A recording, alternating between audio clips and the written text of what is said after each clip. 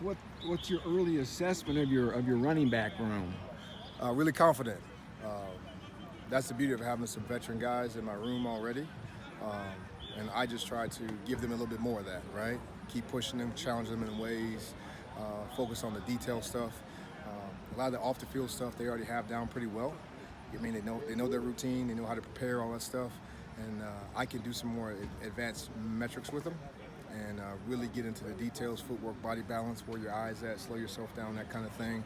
But it's confident, and because those older guys are confident, the young guys have made a jump really quickly because they know how to prepare, and they're forcing those guys to prepare with them. So I would tell you, very confident room right now.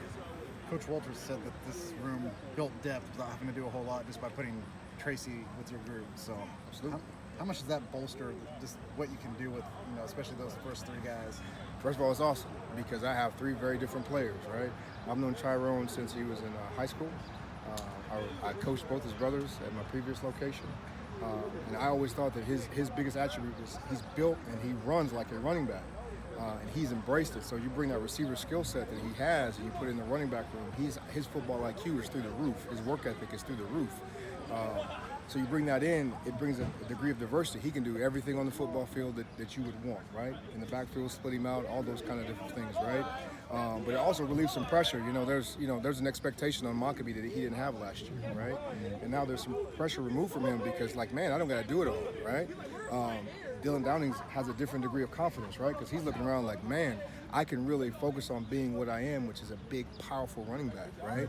And they've embraced each other, right? And in our room, it's all about family and brotherhood.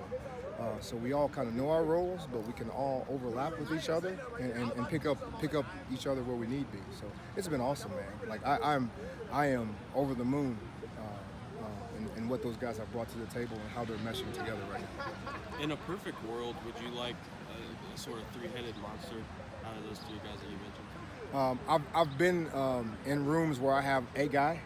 I've had a couple special ones at Illinois State who just carried the load. And over the course of time, it wears them down, particularly as the season moves on. And now you're talking about playing in the Big Ten. The more guys that you have that are starter caliber, the better, right?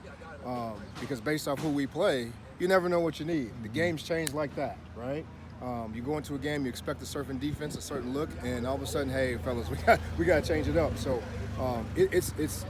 that's what you want. It's hard to do these days with the transfer portal and guys wanting to come and go and all that stuff. But again, it starts with how the foundation of the room has been built, and they love each other, right? We talk about that a lot in my room. Hey, man, if we lead with love, we do things the right way, we stick together, there's brotherhood, we spend time together. Like, fellas, we're all going to eat, right? And we're going to bring that dog mentality every day. And if your brother has success, that means you're having success. Because winning is what brings the attention, right? Just find ways to win, and everything else will take care of itself. Kind of talk about how these guys are going to be involved in the passing game. Well, we like to throw the ball around here quite a bit at Purdue, right? And that's where just through recruiting and knowing your guys, right? You talk about Tyrone Tracy, he brings an unbelievable element to the game, right? If people want to drop and play coverage against us, right? Now you're talking about having Tyrone one-on-one with the linebacker or drop in one-on-one. Same thing with Dylan, same thing with Devin, right? You've got three really good space players, right? And they got to make a decision.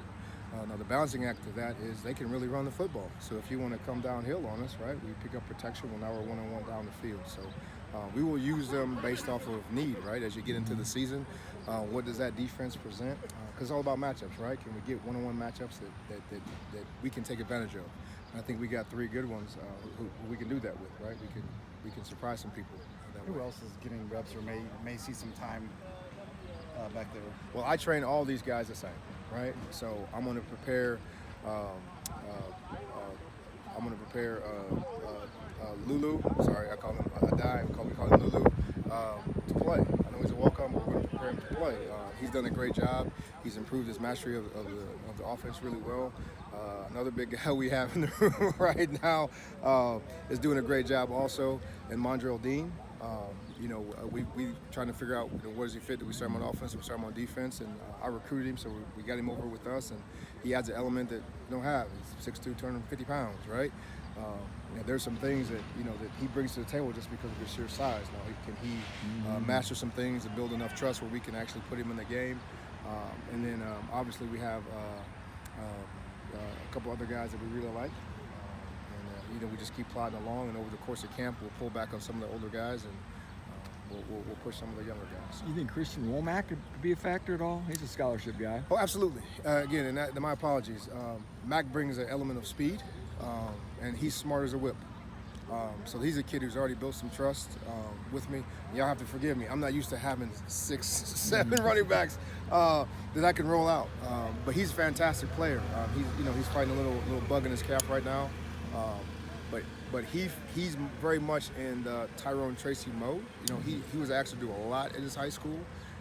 And don't get it twisted, just because he was going to a junior college doesn't mean he couldn't play. You don't run for that many yards and you're that successful at that school down in Texas if you can't play. The transfer portal affected him a little bit, but he's shown some signs that he can be a home run guy for us. So. Dylan transformed his body a little bit.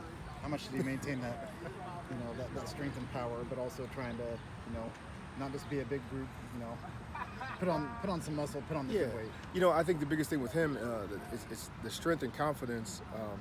The strength and power creates confidence, right?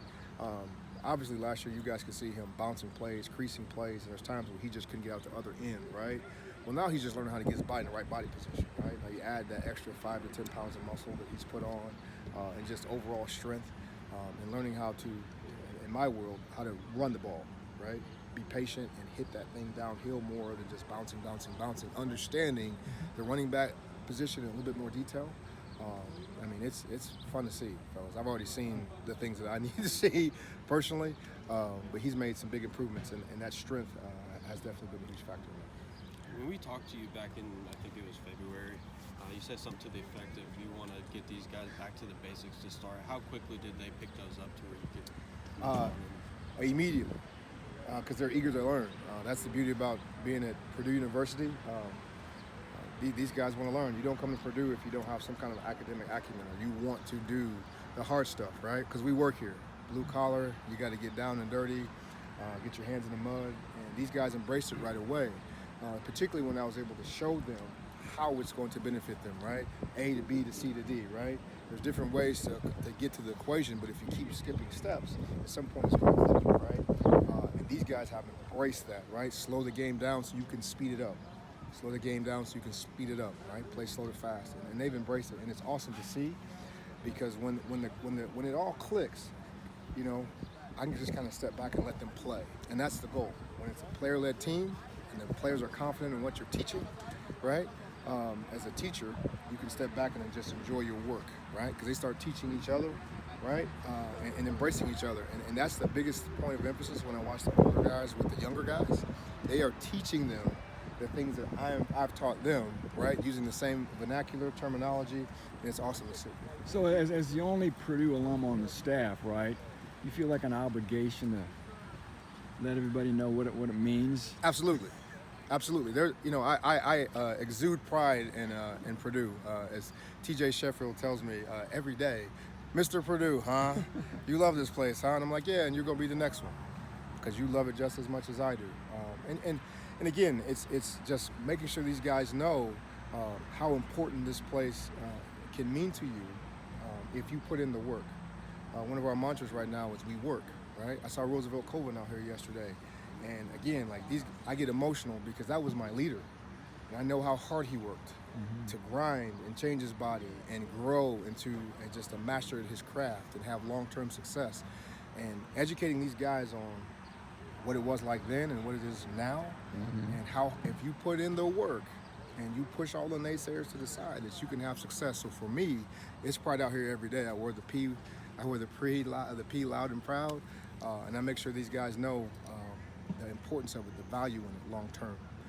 Have you showed them any highlights of you back in the day? Highlights, I have not shown them highlights yet, but I have a bunch of pictures of me from back when I played. And it's kind of funny you said that. We played at SC in '98, and that's one of the pictures that I showed them, right? It was hot as can be. We got long socks on. Coach Chiller didn't cut us any slack. He didn't let us take our socks off. Dude, chill out. But I've told them some stories, right? And we'll get to the film. We'll get to the film. It's on VHS, right? Yeah, absolutely. It might be on Betamax, but we do talk about it. But the good thing with these guys is they see me come out here work out every day. Like I'm in the fire with them, and they're like, Coach, where did you build it? I'm like, it started with Coach Tiller, Coach Latham way back in the day. I'm like, and I have a routine that's allowed me to stay this way. But my routine comes from just buying into Boilermaker football, which is you got to work hard, and that work ethic will stick with you. So.